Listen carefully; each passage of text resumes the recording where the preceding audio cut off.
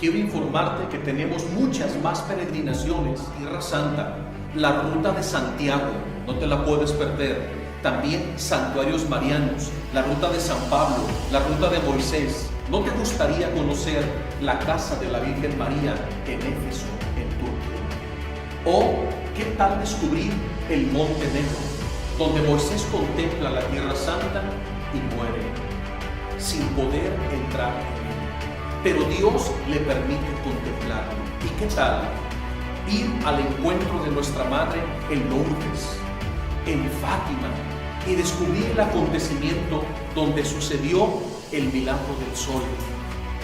Comunícate desde cualquier parte del mundo. Lo primero que quiero decirles, en nombre de Jesús, es gracias. No se imaginan la alegría inmensa que le están dando al corazón de Jesús. Recordemos una vez más que una de las más grandes penas, por no decir la más dolorosa de todas, para nuestro amado Jesús, es ver por la mayoría de sus hijos el olvido de su pasión. Jesús, en este momento en el cielo, con todos sus santos ángeles y con nuestro Padre Celestial, hace fiesta.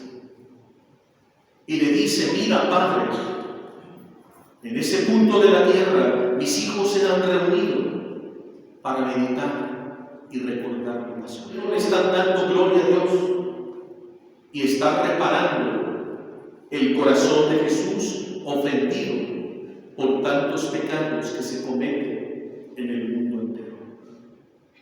Por eso, queridos hermanos, en nombre de Jesús, que nuestro Padre Celestial nos bendiga, y gracias también a nombre de nuestra Madre Santísima. Todo comenzó alrededor de las 6 de la tarde. La Virgen María se encontraba en casa de Lázaro, en Betania. Betania, una pequeña población que se encuentra hasta el día de hoy justo detrás del monte de los Olivos. Está a 2 kilómetros de Jerusalén. Y ahí, en casa de Marta, de María y Lázaro, estos 3 hermanos que amaban profundamente a Jesús, estaban acompañando a la Santísima Virgen María. A eso de las 6 de la tarde, cuando estaba cayendo el sol en Jerusalén, de pronto llegó Jesús con los 12 apóstoles. Cuando la Virgen lo miró, su rostro palidecía. La Virgen no podía contener las lágrimas, porque nuestra Madre sabía que había llegado la hora en que su Hijo ofrendaría su vida en la cruz por amor a cada uno de nosotros. Y si alguien sabía el sufrimiento, el dolor y las penas a las que sería sometido Jesús, era precisamente nuestra Madre Santísima.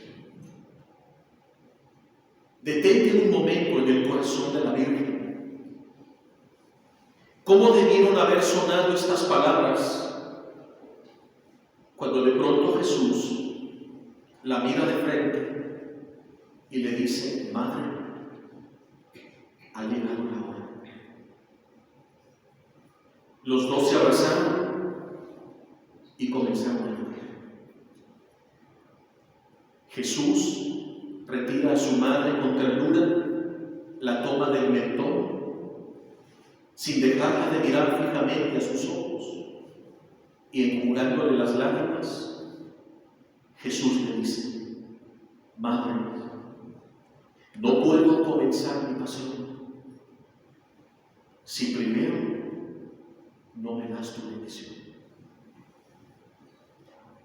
Necesito tu bendición, madre, porque soy tu hijo amado, y sin tu bendición yo no podré llegar hasta la cima de la cruz.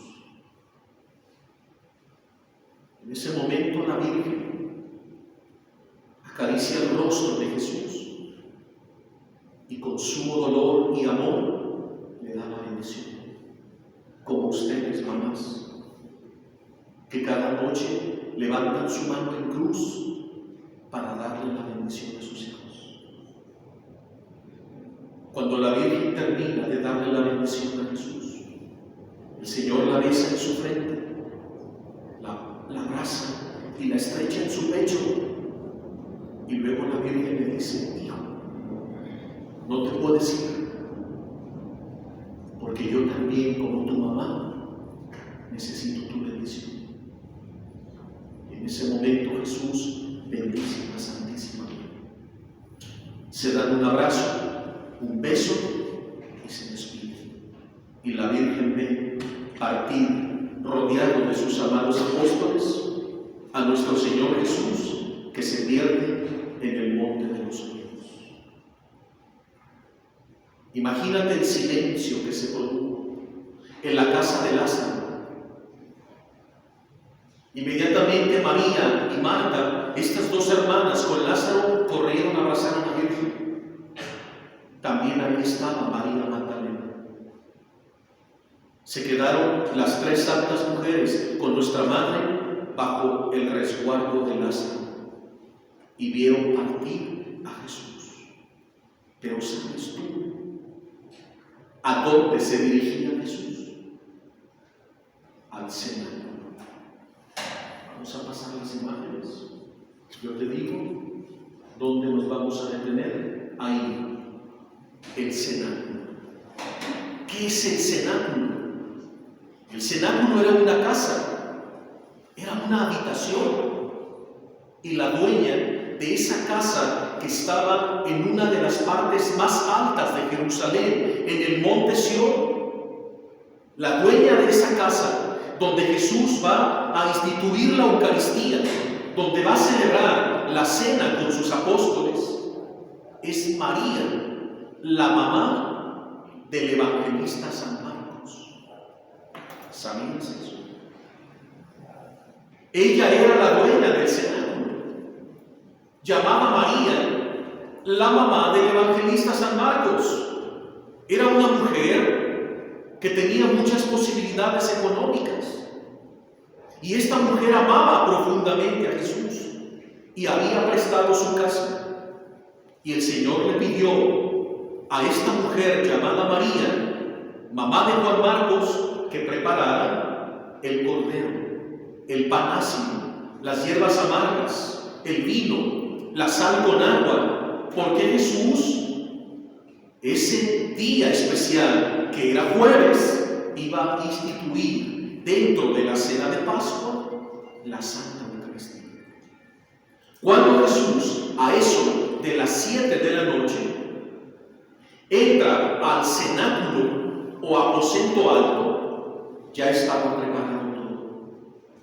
Imagínate por un instante lo que Jesús sintió cuando de pronto mira que en el centro de aquella mesa hay un cordero. El cordero que le representa. El cordero que en unas horas más, que es Él, se estará inmolando en la cruz para nuestra salvación.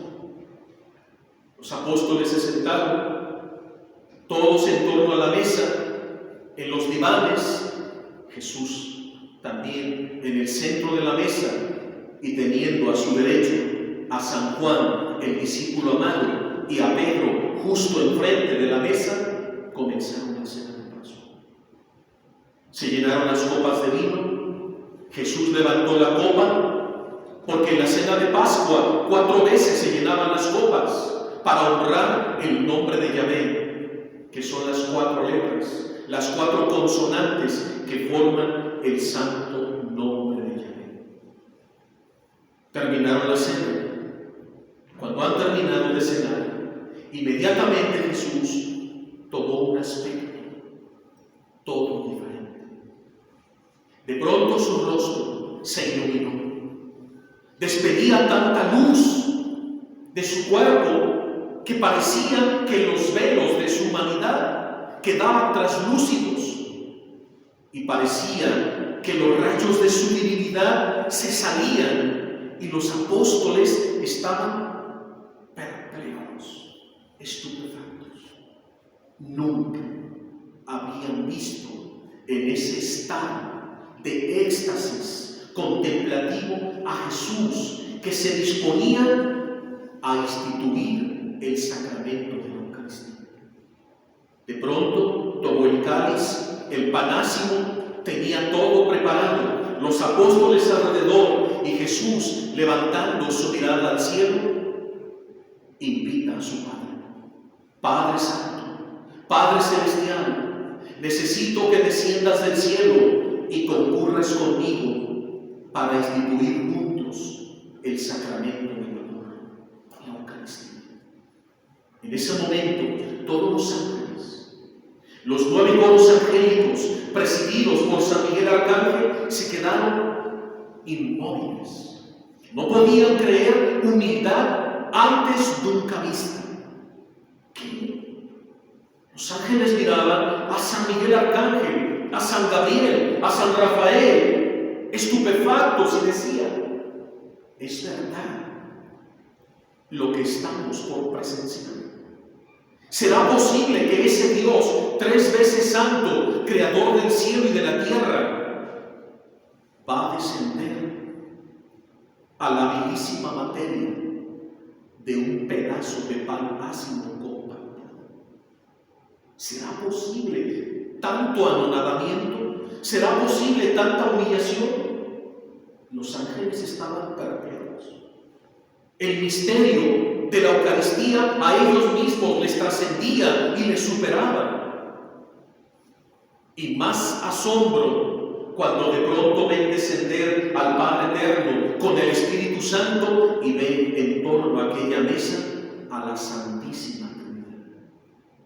De pronto Jesús, extendiendo sus manos, como lo vemos en cada celebración eucarística, cuando el santo sacerdote hace la fórmula de la consagración y pone en sus labios las mismas palabras de Jesús que están escritas en el Santo Evangelio, ese ritual se llama análisis. Porque el sacerdote, otro Cristo, pone las mismas palabras de Cristo en su boca. De no ser así, no habría consagración. Porque pone en sus labios las mismas palabras que Cristo pronunció en aquella hora de amor.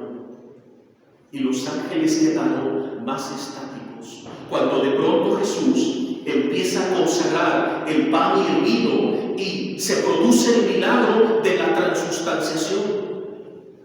De pronto ya no hay pan, sino el cuerpo, la carne de Cristo. De pronto ya no hay vino, sino la misma sangre del Señor. Y es un milagro de transustanciación. ¿Qué significa? Cambio de sustancia, mas no de apariencia.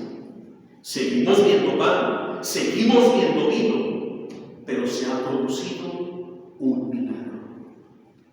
Y de pronto los ángeles ven que todo el cielo baja la hostia santa. El Padre ha bendecido, el Espíritu Santo ha concurrido y el Hijo ha consagrado. Los apóstoles están perplejos, no pueden creer el milagro. Después Jesús toma la hostia santa, la fracciona y les empieza a dar la comunión a sus apóstoles. Por primera vez, Jesús se da el sacramento. Los apóstoles no lo podían creer. Ahí estaba comenzando la pasión. ¿Te has preguntado qué es la Eucaristía? La Eucaristía, queridos hermanos, es un Gólgota siempre presente. Ahí está la pasión viva. Porque en el acto en que Cristo consagra el pan y el vino para que se convierta en su cuerpo y en su sangre, es la pasión incruenta de Jesús. ¿Pero qué quiere decir la palabra incruenta? Sin derramamiento de sangre. Porque en unas horas más, en la cima del Calvario, en la cruz, vendrá la pasión cruenta. En el altar es la pasión incruenta, sin derramamiento de sangre, pero es el mismo suplicio y dolor de la pasión, pero sin derramamiento de sangre. Al día siguiente, Viernes Santo, de las 12 a las 3 de la tarde, en que Cristo queda clavado en la cruz, es su pasión sangrante, su pasión cruenta. Está derramando su sangre. ¿Qué significa esto? Que el Jueves Santo en el cenáculo, entonces Jesús también tuvo su crucifixión y su pasión. Sí, de manera incruenta. 2 veces vivió la pasión. Primero para instituir la Eucaristía y al día siguiente para ofrendar su cuerpo y su vida al Padre en reparación de todos nosotros. Pero ya estaba toda la pasión, y esa es la pasión de Cristo, que es perenne, que es permanente, porque muchos creen que la pasión solo duró 24 horas, hace 2000 años. No, la pasión se prolonga cada día. Y la pasión, el sufrimiento, las penas, los dolores, los clavos, la corona, la cruz, los azotes, los insultos, los ultrajes, se siguen perpetuando. ¿Hasta dónde? Hasta la consumación de los siglos. El autor de la carta a los Hebreos dice que Cristo hasta el presente sigue clavado en la cruz por nosotros. Y no dejará de estar clavado en la cruz hasta que no haya un solo hombre que redimir sobre la faz de la tierra en la consumación de los siglos. Y te has preguntado, ¿cuándo será la consumación de los siglos? En la segunda venida de Cristo, su parucía. Mientras tanto no venga Jesús a juzgar a vivos y muertos, Él sigue en agonía. ¿Me escucharon? ¿Él sigue en qué?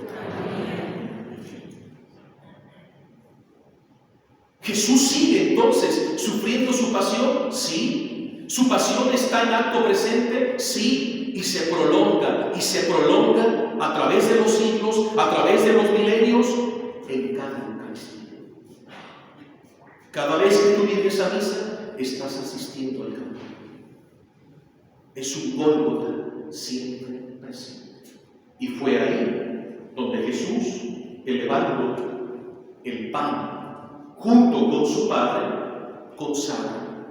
Y Jesús se da en comunión. Apenas se da en comunión, mira a los apóstoles, que ya no está ahí Judas. ¿Me escucharon? Ya no está ahí Judas. ¿Dónde está Judas? En la casa de Caifás, el sumo sacerdote. ¿Y qué está haciendo? Negociando vender a su maestro por 30 monedas de plata. Y te has preguntado, ¿qué podías comprar con 30 monedas de plata? ¿Tú crees que era una gran suma? 30 monedas de plata era el valor con el que se podía comprar un esclavo. Eso valía para Judas, el traidor Jesús, el precio de un esclavo. Cuando Caifás le dice, ¿cuánto pides por tu maestro? El valor de un esclavo. Porque para mí Jesús no es nada, es un esclavo. Dame 30 monedas de plata. ¿Habían reparado en eso? No. Es la primera vez que lo escuchan. 30 monedas de plata era el valor de un esclavo. Entonces, cuando Jesús se da en comunión, ya Judas no está. Solo los 11 reciben el cuerpo y la sangre de Cristo. Y luego Jesús les dice, hagan esto en memoria mía. Cuando Jesús les dice, hagan esto en memoria mía, les da la potestad para consagrar. Y en ese momento, en el cenáculo, Jesús los ordena sacerdotes. El Jueves Santo, Jesús instituye dos sacramentos, la Eucaristía y el sacerdocio. Y en ese lugar, el domingo de resurrección, Jesús resucitado se les aparecerá en el cenáculo para darle la potestad de perdonar los pecados. Y les dice, a quienes les perdone los pecados, les quedarán perdonados. A quienes no se los perdone, les quedarán sin perdonar. Y ahí Jesús sopló sobre ellos el Espíritu Santo y les da la potestad no solo de consagrar, sino de perdonar nuestros pecados. Y eso fue en el cenáculo. ¿Cuántos sacramentos llevamos ahí? Y viene el cuarto, ahí mismo. Después de la muerte del Señor en la cruz, Él mismo les dijo, no se ausenten de Jerusalén hasta que sean revestidos del poder del Espíritu Santo. ¿Y dónde se derrama el Espíritu Santo? En el cenáculo. 4 sacramentos. Pero ¿sabías tú que el cenáculo no pertenece a la Iglesia Católica?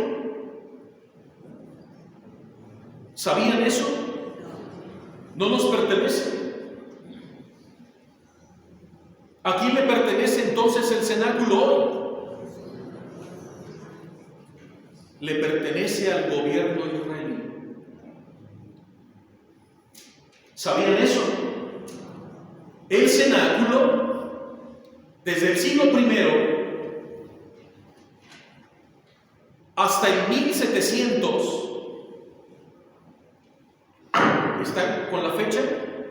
1700 después de Cristo, hace 3 siglos, pertenecía a la iglesia. ¿Y quiénes lo tenían custodiado? Los padres franciscanos, gracias a San Francisco de Asís, que fue el conquistador de los lugares santos. Pero llegan los musulmanes, matan a los franciscanos y se adueñan del cenáculo y lo transforman en una mezquita musulmana. Pasan unos siglos y apenas en 1915 los franciscanos vuelven a intentar rescatarlo y no pudieron. Entonces ya no se celebran misas solo. Ahí no se puede celebrar la Eucaristía. Había tantos conflictos que el gobierno israelí se lo quita a los musulmanes y les dice ya no les pertenece, tampoco a los franciscanos, ahora nos pertenece a nosotros. Cuando el Papa Juan Pablo II llegó por primera vez a Tierra Santa, lo que más anhelaba era celebrar la Eucaristía, ahí donde Cristo la instituyó. Era su sueño. Desde que él era sacerdote en Cracovia, quiso organizar una peregrinación y no pudo. Siendo el párroco, después el Papa lo ordena obispo y dice, ahora sí, soy el señor obispo, voy a organizar un viaje a Tierra Santa y no pudo. Después el Papa lo nombra cardenal de Cracovia y dice, ahora soy la máxima autoridad, voy a organizar una peregrinación y no pudo. ¿Saben por qué no pudo? Porque no me avisó. Tenía que venir con Pepe González.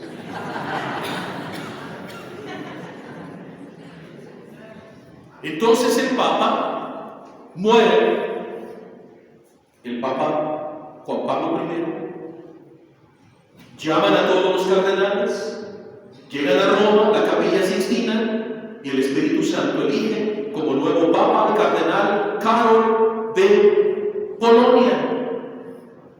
Entonces ya es Papa y dice, ahora sí, soy el sumo pontífice, voy a ir a Tierra Santa. Y no pudo. Y pasaron 20 años Y llegó el año 2000, el gran jubileo del año 2000, y el Papa no podía ir a Tierra Santa y me habló por teléfono: llévame a Tierra Santa. Y le dije: Santo Padre, ya está su viaje a Tierra Santa. Y el Papa llegó a Tierra Santa. No por mí. El Vaticano le organizó su peregrinación. El Papa llega, pero él tenía un sueño. Y dice: yo sé que el cenáculo no nos pertenece. Y el Papa dice: no lo puedo creer. ¿Cómo que el lugar donde Cristo instituye la Eucaristía, el sacerdocio, el sacramento del perdón de los pecados y el Espíritu Santo, el bautismo, y no nos pertenece?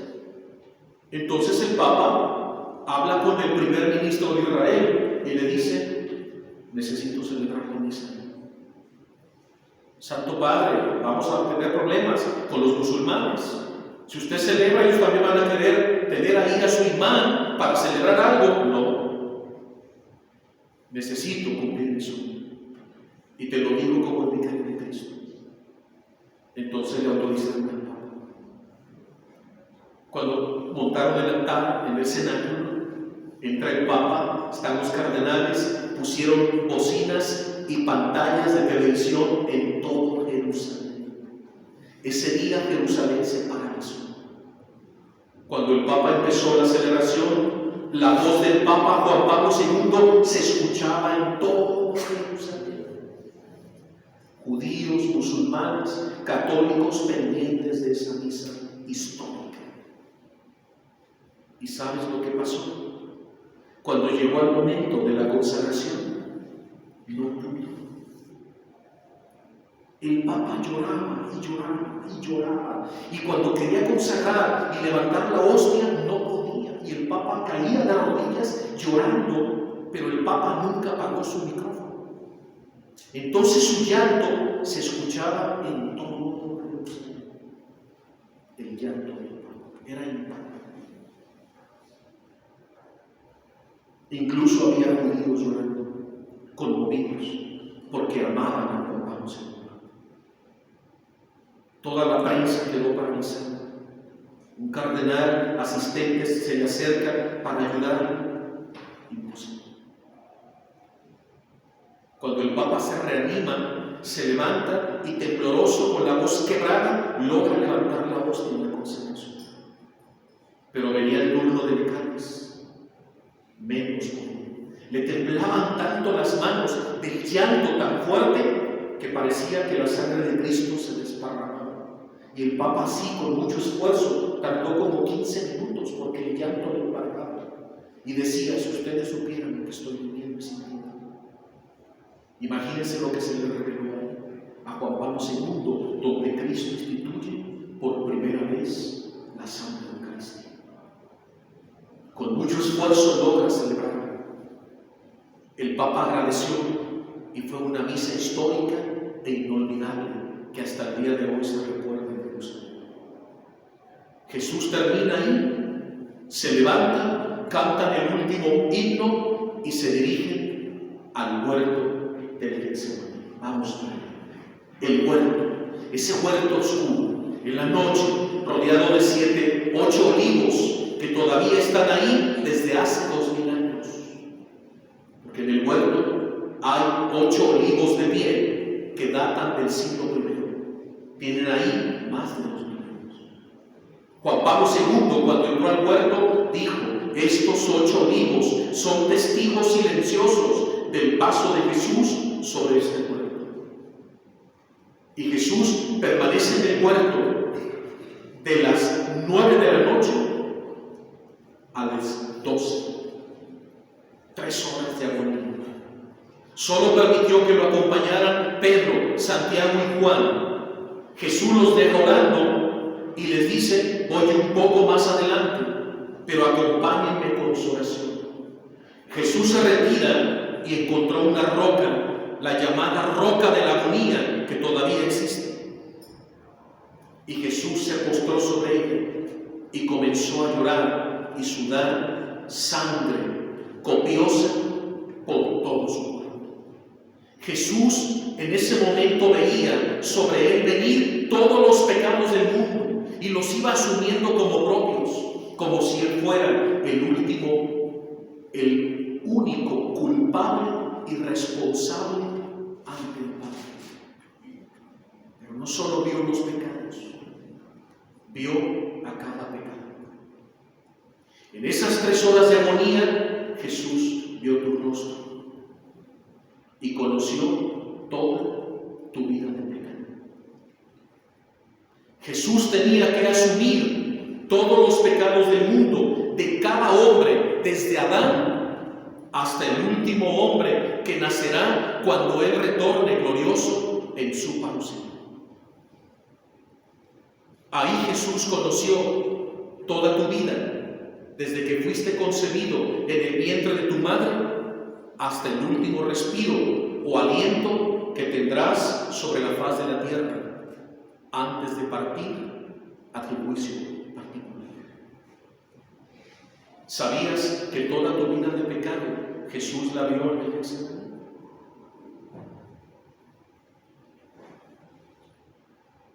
Incluso los pecados que vas a cometer mañana, o en 10 años, o en 20, o en 30, Él ya los vio y ya pagó por ellos.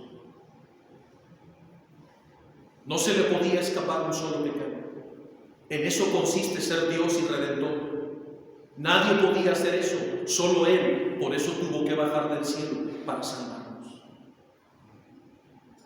Él ya conoce la vida de pecado de todos los hombres. ¿Sabías eso? ¿Y ya le pediste perdón por eso? ¿Ya le agradeciste?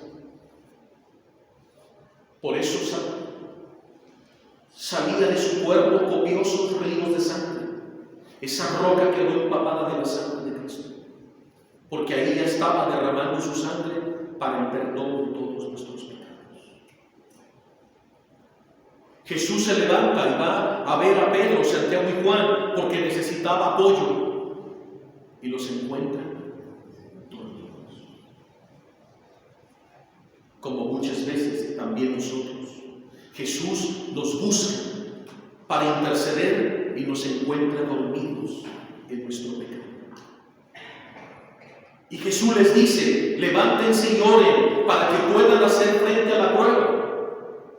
Si no oran, si no se levantan, si no están en vigilia, no podrán vencer las pruebas y las tentaciones de esta vida. Se volvió a ir, fueron 3 horas de agonía. A las 12 entra Judas a darle el beso de traición. Amordazan a Jesús como un criminal. Lo atan, lo empiezan a golpear y se lo llevan entre golpes, escupitajos, puntapiés. Golpeaban con el puño su rostro, lo tumbaban, lo pateaban. Ese trayecto fue dolorosísimo para Jesús. Finalmente entran a la casa de Caifás. Cuando Jesús entra a la casa de Caifás, Caifás era el sumo sacerdote, era el líder de los sacerdotes, y ya de forma clandestina en la noche ha convocado al consejo de ancianos y al Sanedrín. Ya se han confabulado para comenzar un juicio falso contra Jesús. Y ya tiene ahí testigos a los que se les ha pagado una suma importante de dinero para que atestiguen en contra de Jesús. Cuando Jesús entra y se ve rodeado de todos esos sacerdotes del Antiguo Testamento, junto con Caifás, lo empiezan a atacar. Lo cuestionan, se presentan los falsos testigos. Uno tras otro le van dando puñetazos en su boca. ¿Y sabes por qué golpeaban la boca de Jesús? Una y otra vez. ¿Sabes por qué golpearon tantas veces la boca de Jesús? Esa boca divina y bendita que solo sabía decir enseñanzas, palabras de amor, de dulzura, de perdón. Hoy en su boca recibían golpe tras golpe tras golpe. Una hora de golpes en su rostro. ¿Te has preguntado qué reparaba Jesús al recibir tantos golpes uno tras otro? Los sacerdotes se formaban y le daban, y llegaba otro y le daba, y otro, y uno tras otro. Estaban ahí 72 sacerdotes juzgando, y todos, de uno por uno, le iban golpeando los labios de Jesús. Sus labios estaban reventados, destrozados. ¿Te has preguntado por qué Jesús recibe tantos golpes en su boca? Porque estaba reparando todas tus caduras. Estaba reparando todos tus chismes, todas tus murmuraciones. Estaba reparando todas tus mentiras. Estaba reparando todas tus malas palabras. Estaba reparando todas las veces que abres tus labios para quejarte, para maldecir, para destruir la reputación de tu hermano, mediante calumnias, chismes, murmuraciones, señalamientos, críticas. Por eso recibía tantos puñetazos, porque había tanto que reparar. Finalmente, el sumo sacerdote, cansado de golpear a Jesús, mira que no es momento de llevarlo al pretorio, porque el gobernador de Jerusalén, Poncio Pilato, está durmiendo en su palacio. ¿Cómo despertarle? Porque ellos quieren llevarle a Pilato para que Pilato dé la orden de que lo condene a muerte a Jesús en cruz como un criminal. Y eran las 3 de la mañana. ¿Y sabes qué hicieron? Metieron a Jesús en la mazmorra. Vean la siguiente. Quiero que observen ese pozo profundo. ¿Sabes cuánto mide ese orificio hacia el subsuelo? 30 metros. ¿Y qué hay? Conforme te van descendiendo con cuerdas, encuentras una primera habitación oscura, sin ventilación. En esa primera habitación, en el subsuelo, se encontraban los presos que esperaban ser juzgados. Al seguir bajando con cuerdas, en el segundo nivel se encontraban los presos que ya están recibiendo una condena. Pero a Jesús con cuerdas lo siguen bajando hasta el tercer nivel. Y bajaban solamente al tercer nivel de la cárcel o mazmorra a los condenados. Y Jesús fue bajado con cuerdas por ese orificio. Esa es una foto real. Eso existe. Hoy, para poder ir 30 metros abajo, los arqueólogos, por un costado, tuvieron que hacer una escalera bastante prolongada. Y cuando llegas a la habitación inferior, a 30 metros bajo tierra, es una cavidad pequeña, llena de excremento humano y orina. Porque todos los presos del primer nivel y del segundo nivel, cuando hacían sus necesidades fisiológicas, todo terminaba en el tercer nivel. Era un hedor nauseabundo. Y Jesús, por orden de Caifás, fue introducido con cuerdas hasta el tercer nivel. No podía haber más grande humillación. A lo que Jesús se sometió por amor a nosotros son excesos de su amor. Y Jesús quedó allá abajo, atado 3 horas, de las 3 a las 6 de la mañana, sin poderse mover. Es como estar vivo dentro de una tumba. Dice el Salmo 88, porque el Salmo 88 nos habla de la oración de Jesús en la mazmorra. El Salmo 88 es un salmo profético y son las mismas palabras de Jesús orando cuando estaba en esa cavidad profunda, y con lágrimas se dirige a su Padre y le dice: ya me encuentro entre los que yacen en la tumba. Soy como un muerto vivo y no me puedo mover, no me puedo escapar. Las tinieblas me circundan por todas partes. Padre, líbrame de esta hora. Jesús hace suyo ese Salmo 88. Cuando tú bajas con los grupos por esa escalinata adicional, encuentras un atril como este. Y encuentras un libro grueso, donde viene el Salmo 88 casi en todos los idiomas del mundo.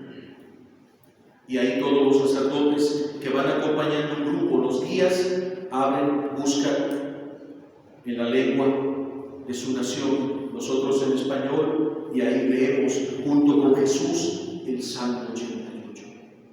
Es la oración de Jesús cuando estuvo 3 horas en la mazmorra. ¿Acaso podrá haber mayor anonadamiento, mayor humillación a la que se vio sometida Jesús por nuestro amor para salvarnos y redimirnos? Pero ¿sabes una cosa? La cárcel de Jesús, que todavía existe, no es de piedra, es de carne. Y es el corazón de cada comulgante. Cada vez que tú comulgas, aquí el cuerpo y la sangre del Señor haces entrar a Jesús en la profunda mazmorra de tu corazón. ¿Habías reflexionado en esto? Esa mazmorra dura de piedra maloliente representa el corazón de todos los comulgantes en la historia. Porque siempre estamos llenos de pecado. ¿O quién está exento de pecado? Nadie. Santo Tomás de Aquino, doctor y padre de la Iglesia, reflexionando sobre las 3 horas de agonía de Jesús en su mazmorra, este gran santo llorando decía: no es posible que le sigamos repitiendo a Jesús la mazmorra cada vez que comulgamos el cuerpo y la sangre del Señor en la Eucaristía. Y él escribe un tratado y dice: ¿qué podemos hacer para evitarle la mazmorra a Jesús cada vez que recibimos la Santa Comunión? Ya sé, dice Santo Tomás, hay que invitar antes de comulgar a la Virgen María. Madre, ha llegado el momento de recibir a tu Hijo sacramentado. Ven a comulgar en mí. Recibamos juntos a Jesús. Porque si tú vienes a recibir a tu Hijo amado en mí, cuando Él entre en mí, no sufrirá la mazmorra, sino que tú lo recibirás y Jesús quedará contento. Por eso, ven, Madre, a comulgar en mí. Recibamos juntos a Jesús. Amén. ¿Lo van a hacer? ¿Verdad que no lo hacían?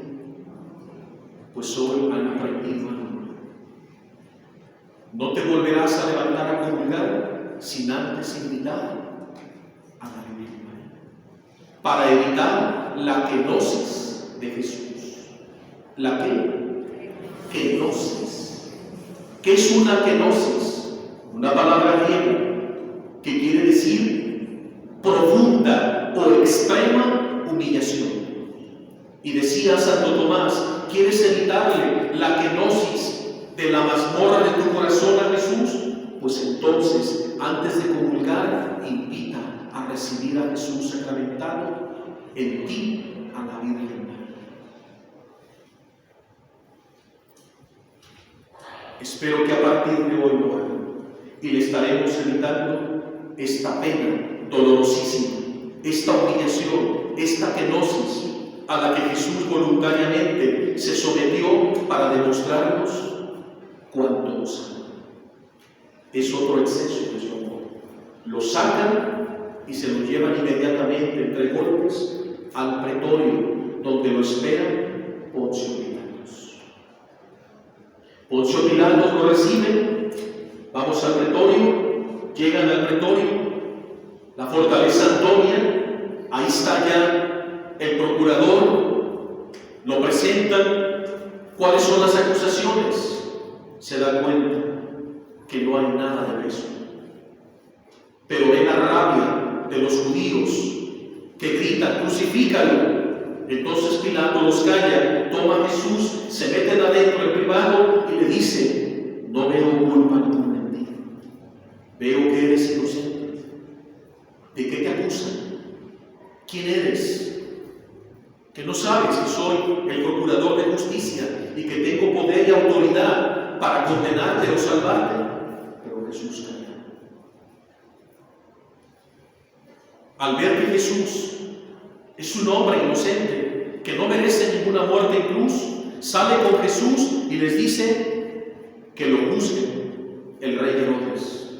Y se lo llevan a Herodes del pretorio, se lo van a llevar más adelante, otra más, se lo llevan más adelante, se lo llevan al pretorio, más adelante y otra ahí, no, regresan al pretorio. ¿Y quién está ahí?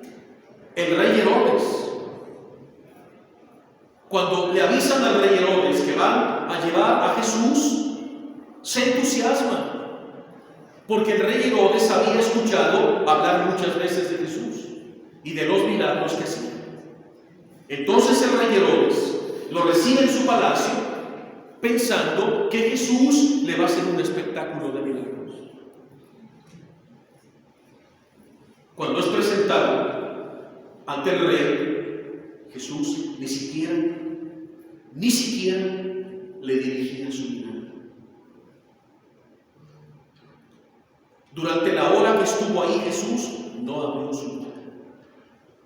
El rey Herodes lo ridiculizó, se burló de él, lo agredió, lo ofendió. Luego pidió a los soldados que se lo llevaran y le pusieran una túnica de loco. Lo golpearon. Hicieron cuanto Jesús, todo lo que hicieron. Y Jesús nunca miró al rey Herodes. Nunca le dirigió una palabra. ¿Sabes por qué? Porque el palacio donde habitaba el rey Herodes es el palacio de los 7 pecados capitales. Por eso ahí Jesús permaneció en silencio y con su mirada baja, nunca miró a nadie, en un signo que desaprobaba todo lo que Herodes promovía en su palacio, donde todos los días había orgías, comilonas, asesinatos, violencia. Lo único que le importaba al rey era el dinero, los placeres, los vicios. Por eso ahí Jesús permaneció en silencio. Era más fuerte su silencio que sus palabras. Con su sola presencia lo estaba reprobando. Pero el rey Herodes no dejó de burlarse de Jesús. Cuando el rey Herodes sale y le dice a Caifás y a los sacerdotes que lo acompañaban: no encuentro delito en este hombre, es inocente, llévenselo, se pusieron furiosos. Entonces se lo llevan de vuelta. Vamos con Poncio Pilato, más atrás, otra más atrás, ahí. Entonces Pilato dice: ¿por qué me lo traen de nuevo? Pues dice el rey Herodes que lo juzgues tú, porque tú eres el procurador. Pilato otra vez dialoga con Jesús, pero ve la firmeza de Jesús. ¿Acaso eres rey? Sí, tú lo has dicho, yo soy rey. Pero que te quede claro, mi reino no es de este mundo. Pilato se estremeció ante las palabras sonoras y llenas de paz y de amor de Jesús. No podía ni siquiera resistir su mirada amorosa que le penetraba, porque sentía el amor de Dios. Entonces él, al ver la furia de Caifás y los sacerdotes que habían pagado gente para que gritaran crucifícalo, y ver que la turba no se callaba y que al contrario cada vez se ponían más violentos para calmarlos, pues lo manda a azotar y lo manda a coronar de espinas. ¿Te has preguntado cuántos azotes recibió Jesús atado a la columna de la flagelación? ¿Sabes cuántos azotes recibió por amor a nosotros Jesús para reparar todos nuestros pecados carnales? Todos los pecados de lascivia, de impureza, de lujuria. Jesús recibió durante una hora 5.480 azotes. Repito, 5.480 azotes. Primero con varas y luego con puntas de silicio. Ningún hombre puede resistir semejante tempestad de flagelos. ¿Por qué Jesús lo resistía? Porque su humanidad estaba asistida por su divinidad. Si su divinidad no acompañara la humanidad de Jesús, habría muerto desde el Getsemaní. Había charcos de sangre y pedazos de carne de Jesús por el desgarrón continuo de las puntas de silicio de esos látigos romanos. Jesús quedó totalmente despedazado, hasta los huesos, hasta las costillas. La flagelación no solo era en la espalda, era toda la parte de atrás, desde la nuca hasta los talones. Y luego lo voltean y desde el cuello hasta los pies. Como se ve todos los flagelos en la sábana santa. Los expertos que los han contado se impactan, porque en la sábana santa se ven todos los flagelos marcados en el cuerpo de Jesús y no hay una sola parte sana. Como dice el capítulo 6 del libro del profeta Isaías, todo él era una llaga en carne viva, desde la coronilla de la cabeza hasta la planta de sus pies. Isaías, capítulo 6. Jesús quedó destrozado, irreconocible. Todavía lo meten al pretorio y los soldados le clavan en su cabeza bendita la corona de espinas, que no era una corona circular, era un casco brutal de espinas que se le hunden en los ojos, en los oídos, en la nuca. Todo Jesús quedó lacerado. ¿Sabías que se le hundieron espinas en sus ojos? ¿Y sabes por qué Jesús quiso recibir esas espinas en sus ojos y en sus oídos? Para reparar todas nuestras miradas lujuriosas. Para reparar todas nuestras miradas de venganza y de odio, para reparar todas las veces que prestamos el oído para escuchar chismes, calumnias y mentiras. Jesús estaba reparando todo eso. Y toda su cabeza era una llaga para reparar nuestras mentes entenebrecidas en el pecado. Jesús estaba reparando todos los pecados de malos pensamientos de todos sus hijos en el mundo. Después se lo presentan todo descarnado y destrozado a Pilato y él queda impactado. Pero al ver la dureza de Caifás, de los sacerdotes y del pueblo, y sintiendo miedo y queriendo quedar bien con Caifás y los sacerdotes, se lava las manos con hipocresía y se los entrega. Entonces Jesús va a salir de ahí, cargando su cruz. Ahí. ¿Sabes qué distancia hay del pretorio a la cima del monte Calvario? ¿Sabes cuántos metros caminó Jesús cargando el peso de la cruz, que pesaba 250 kilos? ¿Sabías que la cruz que Jesús cargó sobre su hombro pesaba 250 kilos? Que medía 3 metros de largo y pesaba 250 kilos. Y en el estado que va Jesús, destrozado y descarnado, coronado de espinas, todo golpeado, ya casi sin sangre, y le cargan una cruz de 250 kilos. Y Jesús, ¿dónde la va a cargar? ¿En su hombro derecho o en su hombro izquierdo? ¿Te has preguntado? Jesús le dio su hombro izquierdo. ¿Sabes por qué? Porque aquí está el corazón. Y llevaba la cruz pegada en su corazón, para que te des cuenta que lo hizo por amor a ti. Y así la llevó con carácter y firmeza hasta la cima del camino.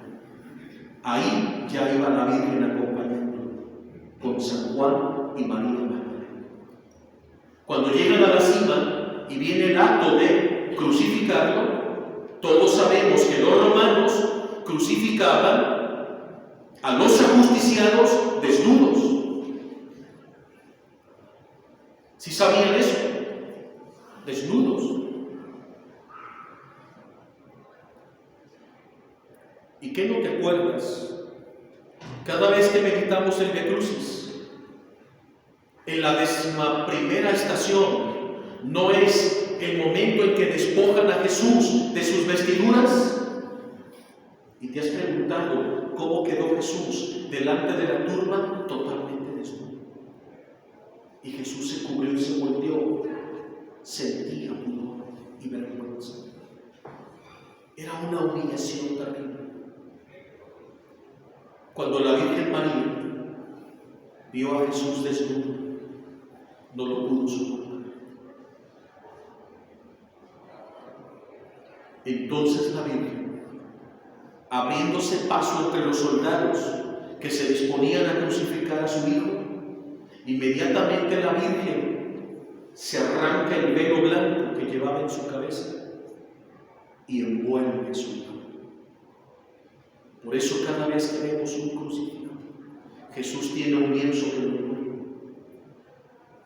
Y la mayoría no sabe que ese lienzo blanco de pureza se lo puso la Virgen María.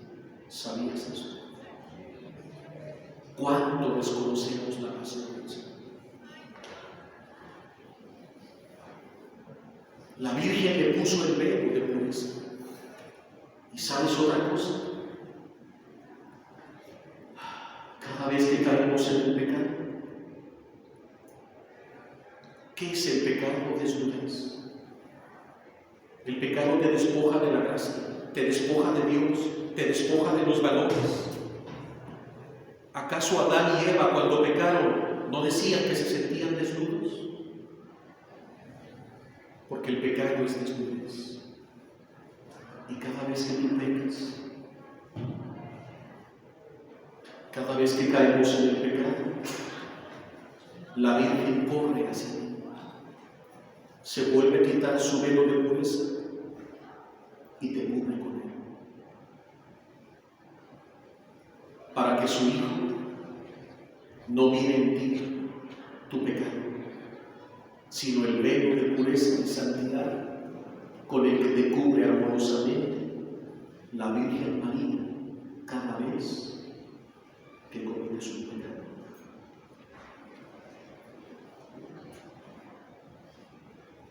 Bendita sea nuestra María. Donde quiera que haya un pecador, ahí está la Virgen, cubriendo como cubrió a su Hijo antes de la crucifixión con el velo de su pureza. ¿Cómo no amar a nuestra Madre? Por eso, papá, mamá, cuando veas caer a tu hijo, no lo juzgues. Mira a la Virgen María y dile: Madre, mi hijo cayó, cúbrelo con tu manto de pureza. Resguárdame para el cielo. Esposa, cuando veas fallar a tu marido, no lo juzgues. Dile a la Virgen que lo cubra con su manto de pureza. No juzguen a sus padres, no juzguen a sus hijos. Mejor pidámosle a la Virgen que nos cubra a todos con su velo de pureza. Amén. Qué hermosa es nuestra vida. Si ya la amaban, la van a amar más. Así de tierna y dulce es nuestra vida.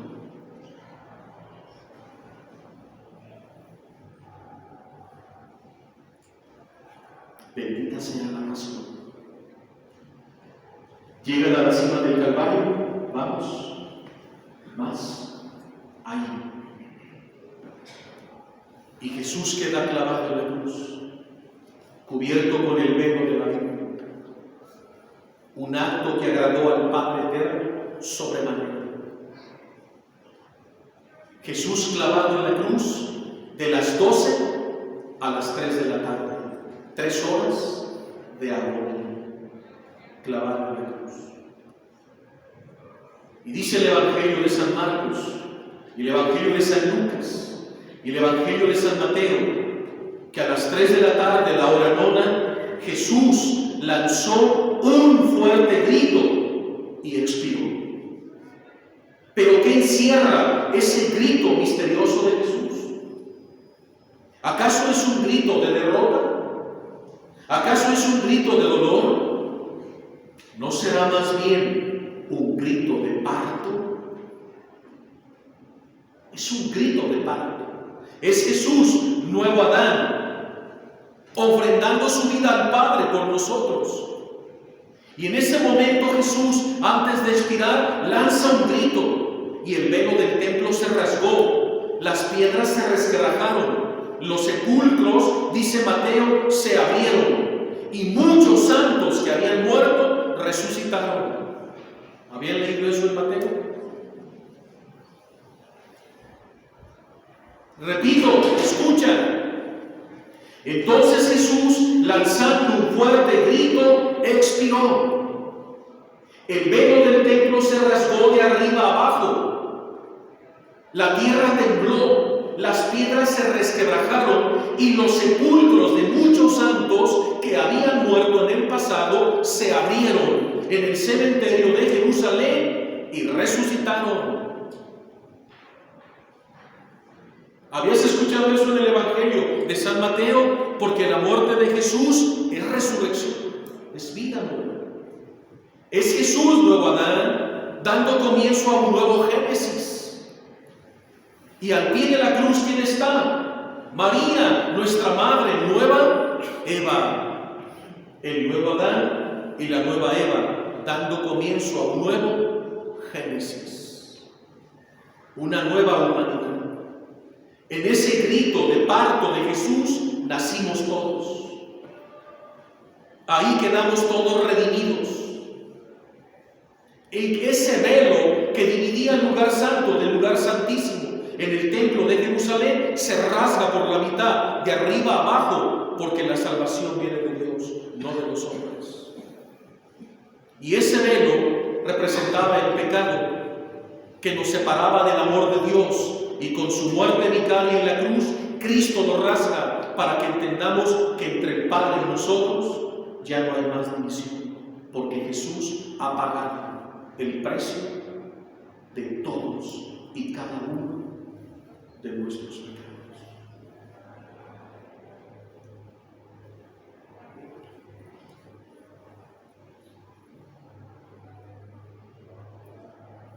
Gracias por haber venido a consolar a Jesús. Le has dado 1 hora 15 minutos meditando en la pasión. Y le pido al Espíritu Santo que esta pequeña reflexión les ayude y les prepare mejor a vivir la Semana Santa. Ya este domingo es Domingo de Ramos. El lunes ya es Lunes Santo. Y te quiero pedir un favor. ¿Tienen Biblia en su casa? la van a abrir con un separador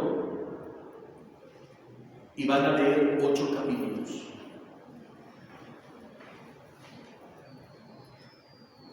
Grábelos en su memoria. Van a leer los 4 relatos de la pasión en Mateo, Marcos, Lucas y Juan. En Mateo la pasión está en el capítulo 27 y 28. Tomen nota. En Marcos capítulo 13 y 14. En Lucas 22 y 23. Y en San Juan 18 y 19. Son 2 capítulos. La pasión en Mateo, 2 capítulos. La pasión en Marcos, 2 capítulos. La pasión en Lucas, 2 capítulos. Y la pasión en San Juan, 2 capítulos. Y leer 2 capítulos te lleva menos de 10 minutos. Por eso les dije 8 capítulos. Son 4 evangelios. Los 2 capítulos de Mateo. Mateo, capítulo 27 y 28, la pasión. Marcos 13 y 14. Lucas 22 y 23. Y Juan 18 y 19. Entonces les propongo que el lunes lean los 2 capítulos de Mateo. El martes los 2 capítulos de Marcos. El miércoles los 2 capítulos de San Lucas. Y el jueves santo los 2 capítulos de San Juan. Y tal vez muchos por primera vez en su vida habrán leído los 4 relatos de la pasión de Cristo en los 4 evangelios. Y le darán un contento y un consuelo grandísimo al corazón de Jesús. Amén. ¿Ya se los trabaron? ¿Quieren que lo repita? Mateo, capítulo 27 y 28. Marcos, capítulo 13 y 14. Lucas, capítulo 22 y 23. Juan, 18 y 19. Ahí están los 4 relatos de la pasión en los 4 evangelios. Y verán qué cosa tan maravillosa. Solo por despertarles una inquietud. Y con esto termino. ¿A qué hora fue clavado Jesús en la cruz? ¿Lo escucho? Levanten la mano los que digan a las 12. Bien. Y según el Evangelio de San Marcos, ¿a qué horas fue clavado Jesús en la cruz? A las 9 de la mañana. Marcos dice que Jesús fue clavado en la cruz a las 9 de la mañana. Mateo, Lucas y Juan dicen que a las 12. Entonces, ¿quién se equivocó? Ninguno. Cuando ustedes lean las 4 versiones de la pasión, van a encontrar disparidades como estas. No se repiten igual. Cada evangelista tiene un enfoque distinto y una teología distinta. A ver, otro detalle. ¿Sabes que en el Evangelio de San Juan nunca aparece el cirineo? ¿Sabe quién es el cirineo? Este hombre que le ayuda a Jesús a cargar la cruz. En San Juan no existe el cirineo. El cirineo solo se relata en Mateo, Marcos y Lucas. Pero ¿sabes que en Mateo, Marcos y Lucas no hay un Longinos? ¿Quién es Longinos? El soldado romano que traspasa el costado de Jesús. No existe en Mateo, ni en Marcos, ni en Lucas. Es solo de Juan. ¿Cómo? Sí, muchos se sorprenden porque nunca han leído los 4 relatos de la pasión. Otro detalle para levantarles más inquietud. En Mateo, Marcos y Lucas envuelven a Jesús en el sepulcro en una sábana santa. En San Juan no existe la sábana santa. Juan dice no, eran vendas. Mientras que Mateo, Marcos y Lucas dicen no era una sábana. Y Juan dice no, eran vendas.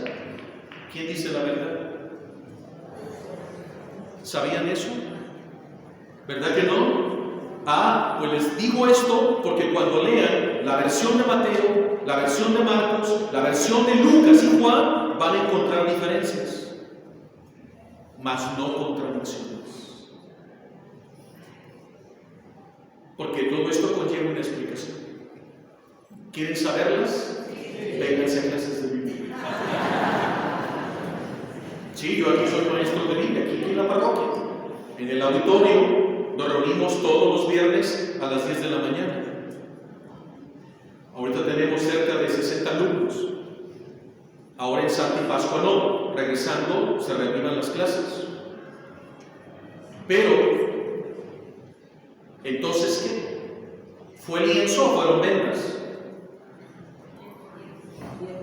En la sábana santa existe en Turín, Italia. Y Mateo, Marcos y Lucas hablan de una sábana santa. Juan dice, no, vendas. Y dice, llegó José de Arimatea con 20 kilos de mirra y aloe, con las vendas, las metieron y embalsamaron el cuerpo de Jesús y lo sepultaron. Y Mateo, Marcos y Lucas dice, entonces agarraron una sábana, envolvieron el cuerpo de Jesús y lo sepultaron. ¿Quién tiene la razón y la verdad? Los cuatro. Entonces, ¿qué? ¿Vendas o lienzo? Los dos. Cada evangelista tiene un enfoque diferente. Primero fueron las vendas y luego la sábana santa. Y por último el sudario. Y el sudario existe. Está en España, en la ciudad de Oviedo. Yo lo he visto ahí muchas veces. Y también en Roma, en San Pedro el Vaticano, está la mantilla de la Verónica, cuando le enjuga el rostro. Las reliquias de la pasión existen.